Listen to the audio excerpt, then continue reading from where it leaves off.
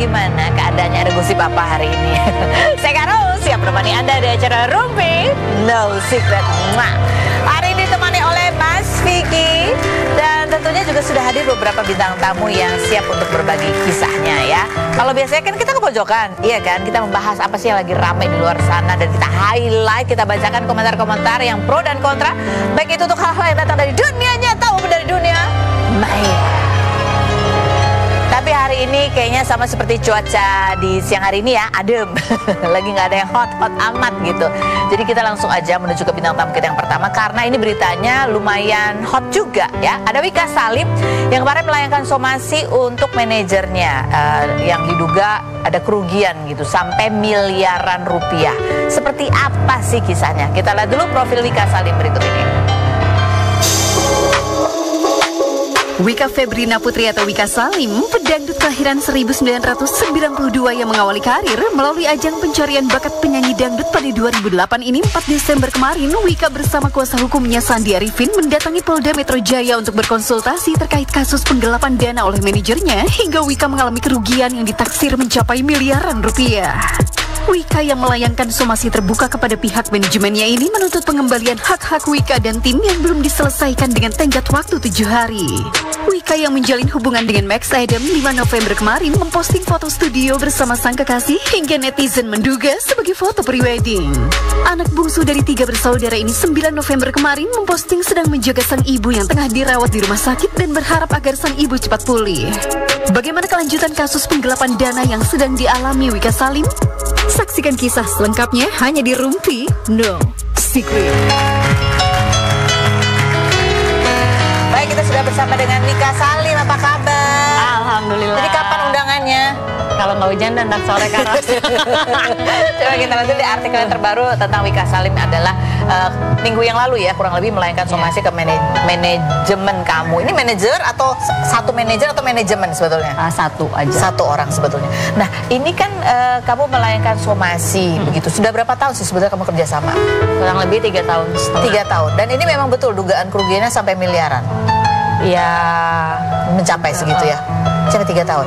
Tahunya itu gimana sih kalau boleh cerita? Sampai kamu tahu? tahunya gitu, ya emang udah jalannya kali ya Karos. Jadi ada satu event terakhir apa namanya, yang tiba-tiba ada satu kesepakatan yang aku nggak tahu, yang sama beliau udah dilakukan gitu, dan ternyata ada fee yang diminta di luar dari memang yang fee yang aku terima gitu. Jadi dia bikin satu lagi kesepakatan di luar sepengetahuan aku. Ada duitnya tapi itu ya? Ada uangnya, dan nominalnya pun nggak sedikit. Gak sedikit. Terus kamu tahunya apa? Karena pihak yang ini, pihak penyelenggaranya akhirnya nagih kamu? Iya, akhirnya mereka kontak ke aku. Ya mereka cross check. Ya kan aku maksudnya aku juga tanya kenapa kok sampai ngotot kayak gini gitu. Karena maksudnya kayak aku juga kan kerja, pasti kalau udah dari awal komitnya begini aku pasti akan komit gitu. Tapi kalau ada hal yang aku nggak tahu, ya pasti aku pertanyakan, dan aku pasti kalau aku keberatan ya karena memang aku nggak tahu gitu. Akhirnya ya mereka kasih tahu karena aku udah bayar sekian ini. Nah, akhirnya dari situ satu, ya akhirnya ke belakang semuanya. Jadi satu itu kamu tahu, terus kamu konfrontasi kan? Iya. Pada saat kamu konfrontasi itu dijelaskan nggak kalau bahwa memang ada dia? Awalnya sebelumnya aku nggak langsung apa namanya konfrontasi. Akhirnya aku diem dulu, aku coba cari beberapa lagi, dan ternyata setelah aku cari tahu beberapa lagi ternyata ketahuan semuanya gitu. Kamu kasih tahu beberapa lagi tuh ke klien-klien yang sebelum-sebelumnya. Klien yang lain. Iya. Modus, maksudnya ininya sama jenisnya, bentuknya? Ya ada yang memang beberapa hal yang dia yang menggelapkan dana lah gitu. Caranya, modusnya jadi dia bikin kontrak, apa namanya aku juga gak ngerti ya. Jadi kontraknya itu dibikin seolah-olah itu aku tahu gitu. Oh, kamu tapi nggak tahu, dan semuanya transaksinya itu dibuat bukan langsung ke aku gitu. Oh, jadi kebayarnya ke dia? Iya, jadi dia punya satu akun rekening. Iya, rekening yang dia bikin, rekening pribadi dia, juga rekening PT yang aku nggak tahu gitu. Jadi ya uangnya udah dikemana-manain gitu, Waros. Gitu ya. Dan itu kalau kamu hitung bukan lumayan, kalau untuk aku ya itu jumlahnya ya besar sedikit ya? gitu. Oke. Tapi yang membuat kamu nih sebagai seorang artis gitu ya, apa yang paling membuat kamu sedih atau kesel itu apanya? Tapi ini juga karena baru kali ya, jadi aku kayaknya kalau bahas ini tuh masih belum bisa kontrol gitu. Ya kecewa gitu, aku shock karena ya yang aku kan nganggapnya juga gimana sih, kita udah terlalu percaya gitu sama orang, dan apapun sampai yang bikin aku juga makin hancur tuh mama bapak aku kan sebegitu percayanya gitu, titip ya gitu ini anak gitu karena sendirian gitu. Ya tapi ternyata yang menghancurkan adalah orang yang dikasih kepercayaan gitu. Jadi aku lebih kayak nggak nyangka gitu, kaget kok bisa tega ngelakuin hal itu gitu, padahal kita semuanya nganggepnya tuh udah kayak keluarga. Ya oke lah, misalkan dia alasan apa segala macam aku, tapi nggak cuma aku aja yang hak-haknya diambil Karos. Kru-kru aku pun juga ternyata banyak sekali hak-haknya mereka yang nggak tersampaikan selama 3,5 tahun ini gitu. Ya mungkin salah aku juga karena aku terlalu percaya, jadi aku berpikirnya semuanya dia distribusikan dengan baik. Ternyata ya sampai pada akhirnya waktunya ketahuan kalau ternyata semuanya nggak ada yang didistribusikan gitu. Kru-kru kamu bilang apa mereka? Nggak pernah cerita atau nggak pernah tanya gitu kamu? Karena ya mungkin satu mereka mikirnya mungkin kayak emang begitu kali gitu, ya kerja sama aku gitu. Jadi waktu pas jadi ada event terakhir itu yang bikin semuanya kebuka gitu, ada hal-hal yang semuanya itu sama dia ya disalahgunakan gitu Karos. Jadi bukan cuma punya aku aja, punya yang kecil-kecilnya pun juga sama dia nggak dikasih. Soalnya mama aku sakit sekarang karena mungkin dia terlalu stres gitu, karena kan ya percaya karena dia pikirnya ini sosok menggantinya mama gitu yang tiap hari temenin aku, karena kan ya anggapnya kayak orang tua sendiri gitu. Yang ketaunya ya itu yang paling nyakitin dan merusak aku. Ini ada postingan kamu juga nih ya, kamu posting foto dengan kedua orang tua kamu, terus kamu bilang bangga bisa menjadi anaknya dengan segala keterbatasannya sebagai orang tua, tapi mereka berhasil untuk bentuk aku jadi anak yang selalu bersyukur apapun yang Allah kasih. Sedikit, banyak, besar, kecil, selalu diajarin bersyukur, selalu ingetin untuk jangan pernah iri sama apa yang dimiliki orang lain, apalagi ambil sesuatu yang bukan jadi hak kita. Ya Allah, mungkin kalau bukan karena doa mama bapak tiap hari, tiap saat nggak pernah putus untuk Wika, mungkin hal kayak begini nggak akan keungkap. Udah berusaha untuk terus jadi orang baik dan lebih baik lagi, tapi kenapa selalu ada yang kasih balasannya jahat banget. Berbakti sama kedua orang tua please, karena doa mereka tembus ke langit ke-7. Ma, Pak, jangan merasa bersalah lagi ya, gitu ya. Kamu merasa beban di pundak kamu pun sudah terangkat gitu. Jadi mereka merasa bersalah gitu. Iya, karena kan mereka titipin gitu kan, yang rasanya percaya ini anak ya di sini kerja nggak bisa ditemenin sama mama sama bapak, ya mama titip ya aku titip ya gitu, tolong dijagain, tolong ya jangan ada hal-hal yang nggak baik, tolong di. Ini kesedihan kamu sampai kepikiran bapak ibu kamu, apakah ini hanya berkaitan dengan uang atau sebenarnya ada hal lain lagi? Ya itu karena kan dia bikinnya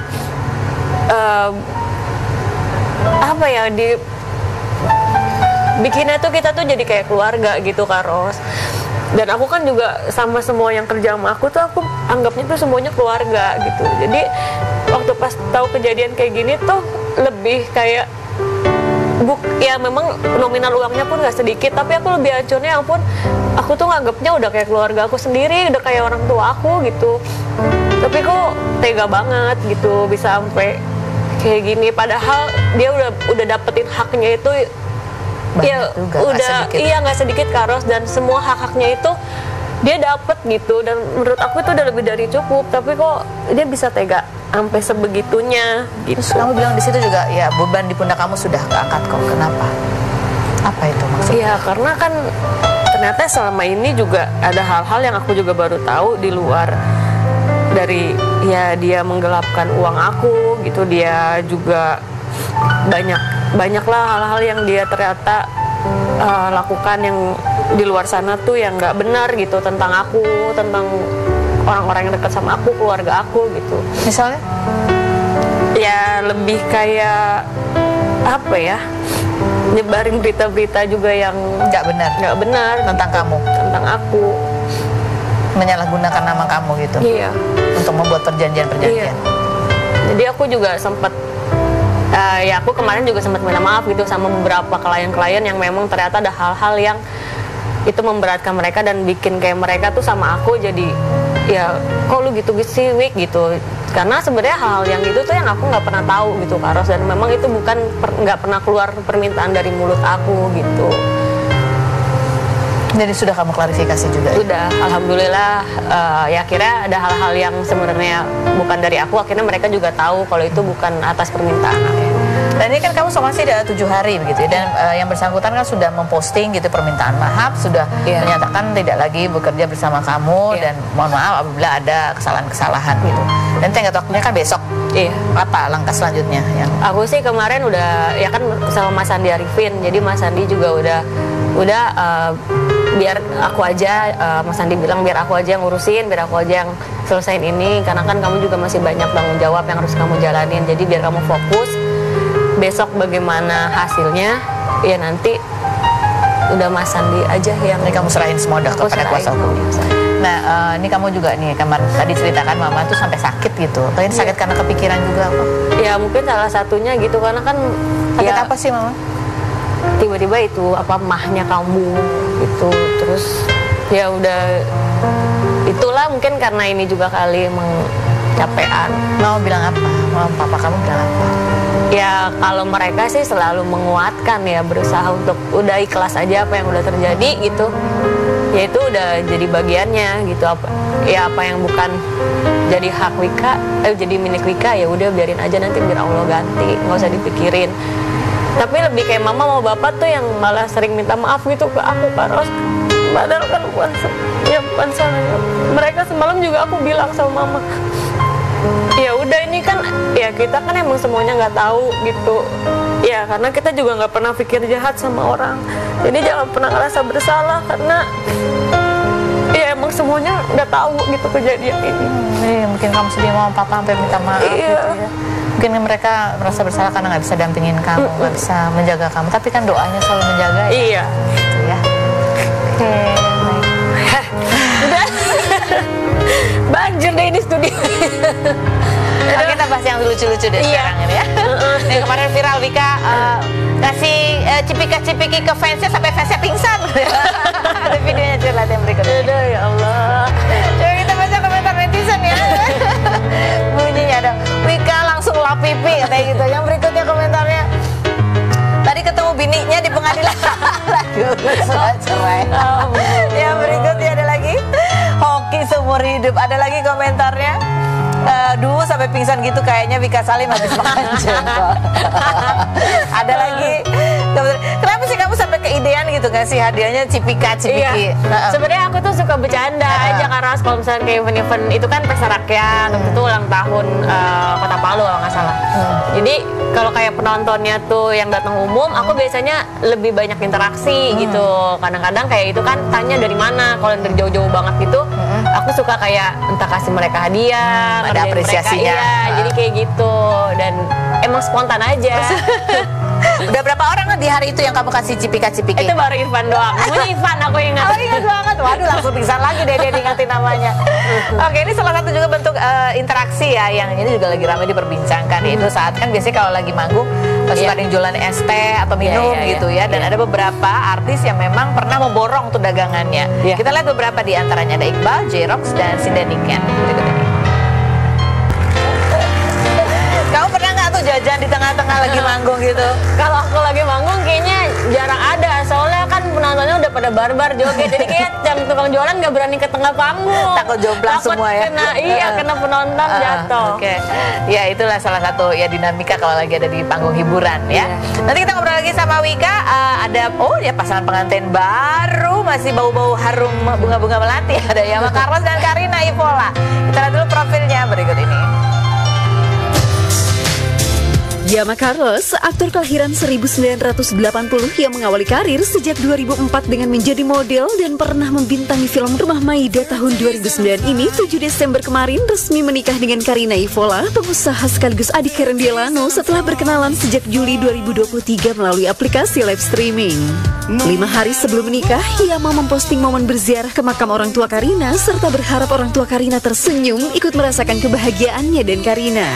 Pria yang resmi bercerai dengan pramugari bernama Arvita Dwi Putri pada September 2023 setelah 7 tahun menikah dan dikaruniai seorang putra ini berharap putranya hadir di pernikahannya setelah 2 tahun tidak bertemu. Sebelumnya, Yama mendapat hak asuh anak namun Arvita mengajukan banding dan dikabulkan pada November 2023. Seperti apa momen pernikahan Yama Carlos dan Karina Ivola?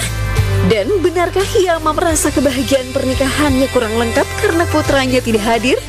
Saksikan kisah selengkapnya hanya di Rumpi No Secret. Kita sudah bersama dengan Yama Carlos dan juga Karina. Ini pasangan pengantin baru ya. Mana coba lihat cincinnya. Sah ya? Sah. Bajunya juga kembar ya ampun. Kembaran baju aku mana lu? Dan artikelnya Yama resmi menikahi Karina, adik Karen Delano. Katanya ini persiapannya juga lumayan dumpak tungtung gitu ya. Banyak ketegangan-ketegangan. Wih, seru Kak. Seru. Seru. Kenapa seru? Bahkan acara udah selesai sampai kemarin malam, sampai tadi pagi malah masih ada yang belum masih ada yang belum selesai. Apa yang belum selesai? Apa? Urusan kamar. Maksudnya gimana? Ada yang masih nggak kebagian kamar?